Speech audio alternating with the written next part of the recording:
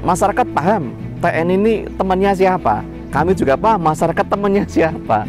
Bisa dibilang masyarakat belum bisa sepenuhnya menerima dari Taman Nasional Gunung Merapi. Apalagi setiap ketemu petugas waktu patroli itu kan kayak kucing-kucingan itu.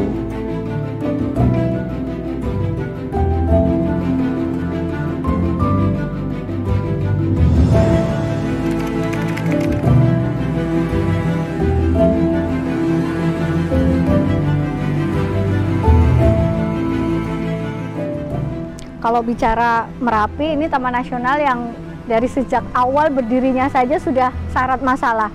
Proses alih fungsinya dari 2001 sampai 2004, dari cagar alam, hutan lindung, dan taman wisata alam menjadi Taman Nasional, itu menuai konflik yang luar biasa panjang. Isu yang mengemuka kala itu adalah kekhawatiran masyarakat akan tersingkir aksesnya dari dalam kawasan ketika ini menjadi Taman Nasional. Tentu saja ini dibantah oleh pemerintah. Menjadi taman nasional itu tidak akan mengurangi akses masyarakat ke dalam kawasan. Begitu janjinya. Tapi faktanya sekarang 17 tahun setelah berdiri menjadi taman nasional, masih ada satu konflik yang cukup serius di Tanah Vonis.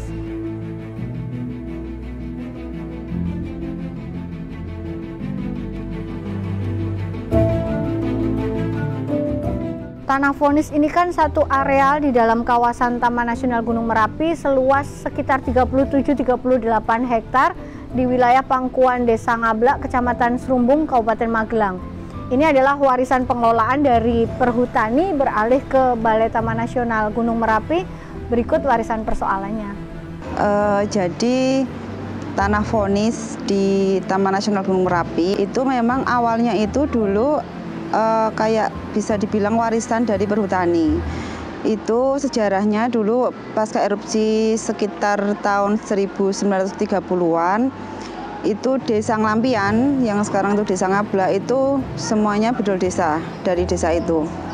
Kemudian selang berapa tahun beberapa masyarakat itu kembali lagi ke tanah tadi. Karena memang tidak semuanya masyarakat kembali ke situ, jadi itu adalah peluang bagi masyarakat yang tinggal di situ untuk memanfaatkan tanah yang patok-patoknya tadi sudah tidak terlihat lagi.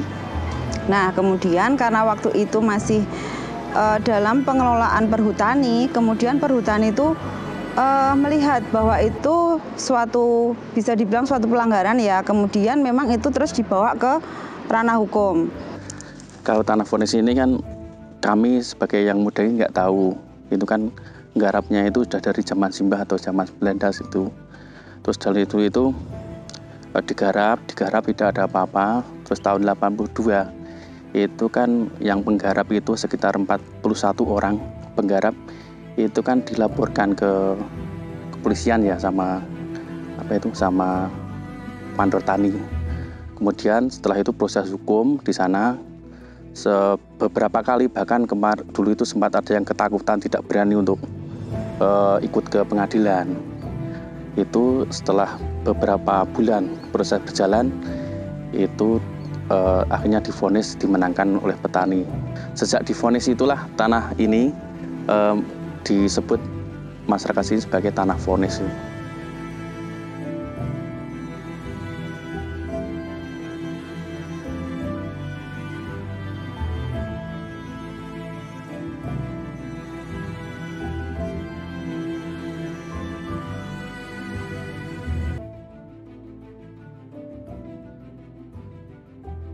Untuk warga di sini ini memang sumber kehidupan utama. Ini biasa ditanami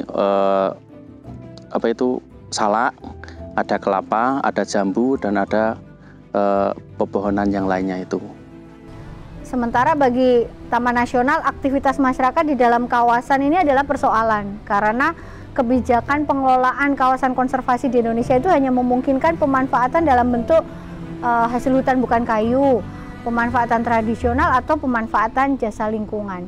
Dan di Tanah Vonis ini ada 160 kepala keluarga yang memanfaatkan areal di dalam Taman Nasional Gunung Merapi untuk budidaya salak dan beberapa jenis hortikultur lain. Kalau Tanah Vonis memang ini beda gitu ya, karena memang vegetasi yang ada di dalam itu tidak seperti yang desa lain yang hanya perumputan seperti itu. Karena di dalam tanah vonis juga mayoritas kurang lebih 70% itu adalah salak. Dan yang lainnya itu juga ada semacam tanaman hortikultura ya, atau sayur-sayuran itu seperti itu ada. Karena masih ada konflik tentang klaim tanah tadi ya, jadi terus terang memang hubungan antara masyarakat dengan Taman Nasional pun juga agak agak renggang lah, bisa dibilang seperti itu. Karena memang namanya Taman Nasional Gunung Merapi itu masyarakat sudah image-nya tuh syarat dengan aturan-aturan, apalagi ada tanah vonis tadi. Nah, jadi memang bisa dibilang masyarakat belum bisa sepenuhnya menerima dari Taman Nasional Gunung Merapi. Sebelum ada TN itu kan kita nggak ada aturan ini itu, kita nggarapnya dengan santai karena itu sudah merasa milik kita sendiri. Tapi setelah ada penetapan untuk Taman Nasional Gunung Merapi itu, kan dari TN juga mengakui bahwa ini adalah wilayah kerja mereka itu. Akhirnya kan warga menjadi resah, apalagi setiap ketemu petugas waktu patroli itu loh, itu kan kayak kucing-kucingan itu dengan petugas Taman Nasional itu.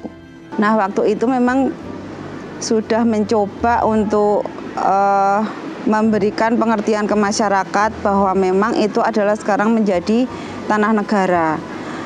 Meskipun masyarakat itu mempunyai SPPT ya, atau pajak tahunan, tapi bukan berarti itu adalah sebagai sertifikat hak milik atau SHM. Masyarakat itu masih menganggap, loh, kulo niku tiap tahunnya bayar pajak kayak gitu. Berarti niki nggen kulo dong, wong ini dari dulu juga sudah dikelola oleh bapak saya, misalnya seperti itu. Jadi selama bertahun-tahun ya, ibaratnya ya kalau saya bilang itu permasalahan atau konflik tanah vonis itu adalah konflik yang panjang gitu di Taman Nasional ya. Saya bicara Taman Nasional Gunung Merapi. Karena selama ini kan paling hanya semacam perumputan gitu yang nanti kemudian ditata terus kemudian dikerjasamakan. Kalau tanah vonis memang ini beda. Persoalan ini sudah terlalu lama untuk dibiarkan saja, ya harus dicari solusinya.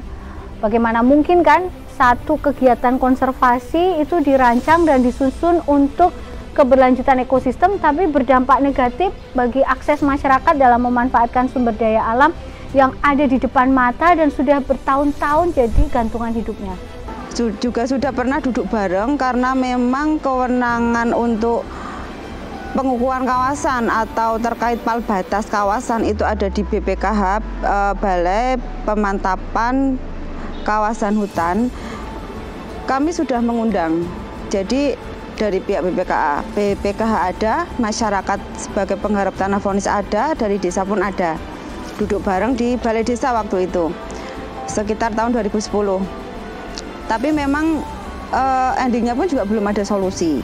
Di tahun 2018 itu muncullah Perdirjen KSDAE P6 tahun 2018 tentang petunjuk teknis kemitraan konservasi di KSA dan KPA, kawasan suaka alam dan kawasan pelestarian alam. Nah, bagi saya itu adalah angin segar bagi Taman Nasional untuk menyelesaikan keterlanjuran atau konflik yang terjadi di Ngablak. Nah, memang itu menjadi angin segar bagi Taman Nasional, tetapi tidak serta-merta mudah untuk diterapkan di masyarakat. Kemitraan konservasi ini kan bagian dari perhutanan sosial yang saat ini memang sedang banyak didorong. Semangat mengatasi problematika pengelolaan hutan ini juga merambah ke kawasan konservasi dengan pilihan model kemitraan. Jadi sebagai bagian dari perhutanan sosial, kita perlu melihatnya sebagai satu perangkat sarana penyelesaian konflik.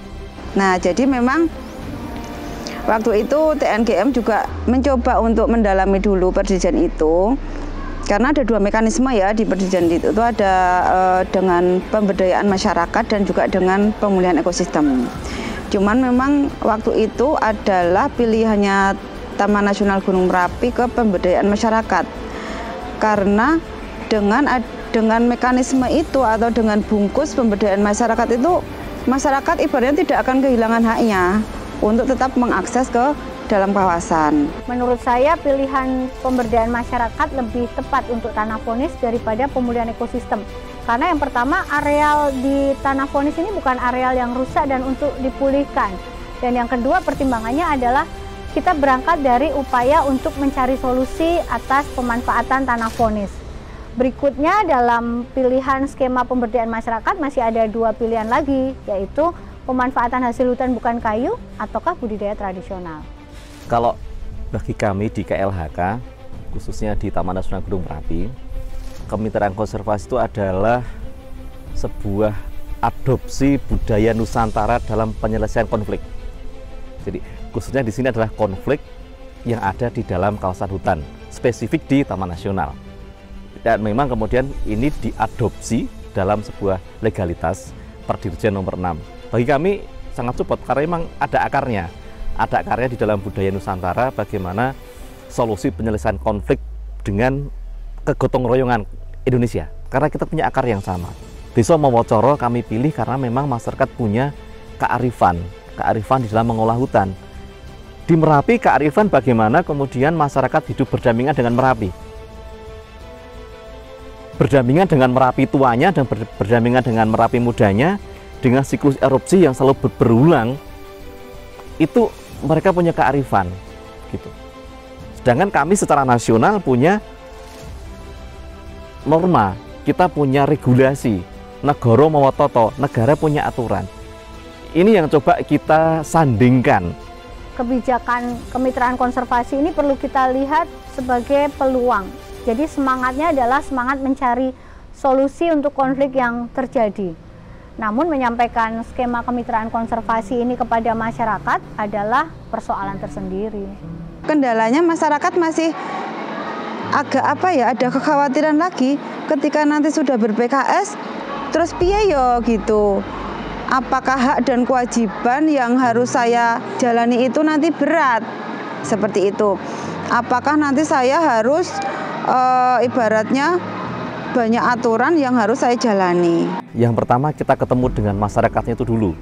Kita ketemu dulu, kita saling percaya, membangun kesepakatan bahwa jenengan dan kami mau sama-sama menyelesaikan masalah. Itu dulu. Nah setelah itu kita lihat masalahnya itu secara lebih detail, kita rumuskan. Misalnya di Ngablak, masalahnya itu adalah masyarakat sudah ada di situ, ada tanaman salak, ada beberapa tanaman yang lain, sedangkan itu taman nasional, zonanya zona tradisional. Kami cocokkan antara regulasi kami, oh di zona tradisional ternyata bisa kemitraan. Di masyarakat mereka inginnya ada pemanfaatan salak dan pemanfaatan yang lain, digadokke. Jadi ini itu proses gadokke itu dulu, bahwa secara garis besar ada kesepakatan dulu bahwa kami membuka ruang bagi masyarakat, masyarakat bisa mengambil ruang bagi kami. Tentu saja dengan beberapa ibaratnya bagi kami itu prasyarat bahwa ini untuk nganggo ning ora entuk duweki. Di tahun 2018 itu diadakan koordinasi dulu, rangkaian kegiatan untuk menuju ke pertemuan. TNGM mencoba untuk koordinasi ke desa. Kenapa kok ke desa? Karena TNGM menganggap bahwa masyarakat itu adalah punyanya desa, nggih. Nah, itu sehingga kalau kawasan sih kawasannya TNGM Merapi. Cuman secara masyarakat itu kan kewenangannya dari pihak desa, sehingga kami mencoba untuk prolog dulu ke desa bahwa untuk tanah vonis ini sudah ada aturan terbaru yang ini tidak akan menghilangkan akses masyarakat ke dalam kawasan. Dari TN itu menawarkan kemitraan. Nah, kemitraan itu kami kan tidak tahu kemitraan seperti apa, karena ini kan urusan dengan lahan. Karena itu dulu terus kita ada sosialisasi dengan dari TN, itu bahwa kemitraan itu intinya kerjasama pengelolaan kawasan tanah vonis ini dari kami dan juga dari TN gitu. Maksudnya secara kerjasama itu kan intinya kan saling menguntungkan. Dari TN itu untung nanti maunya untung secara ekologi, kami juga harus untung secara ekonomi gitu. Tantangan menjadi mediator itu adalah mendapatkan kepercayaan dari kedua belah pihak.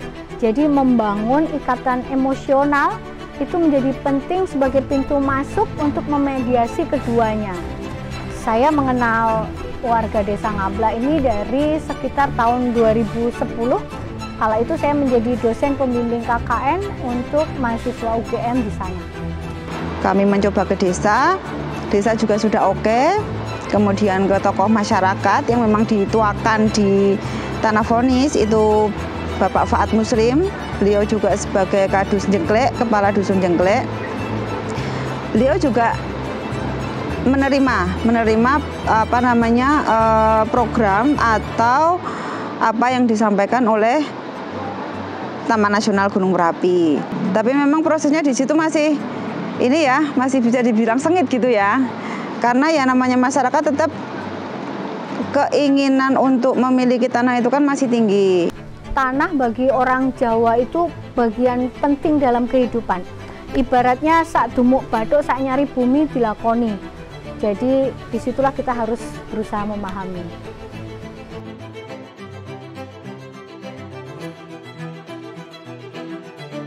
Tugas mediasi adalah menerjemahkan kebijakan kemitraan konservasi ini agar bisa dipahami. Kadang kalau hanya disampaikan lewat pertemuan, ceramah, atau sosialisasi dengan mengundang banyak orang, itu kurang memberi ruang kepada masyarakat untuk bisa menggali lebih dalam dan lebih paham. Akhirnya kita butuh situasi yang lebih informal untuk mendiskusikannya dengan detail dan membuat kita semua memahami konsekuensi dari kebijakan ini. Karena ngobrolnya di tempat saya itu lebih santai, akhirnya kami bisa lebih banyak bertanya kepada tim dari UGM, sehingga kami lebih banyak memahami arti tentang kemitraan konservasi tersebut. Satu hal yang berat bagi masyarakat adalah merelakan klaim kepemilikan atas tanah Vonis dan menerima tawaran akses pemanfaatannya saja. Bahasa gampangnya adalah iso nganggo ra iso ngedol. Ini berat. Tanah Vonis itu adalah tanah negara gitu. Tanah negara yang tidak bisa disertifikatkan, tetapi bisa digarap oleh masyarakat dengan mekanisme kemitraan konservasi. Kepercayaan adalah modal utama mediasi. Setidaknya lambat laun akhirnya tumbuh saling percaya antara kedua belah pihak. Jadi ketika sudah saling percaya, tinggal bagaimana membangun tanggung jawabnya.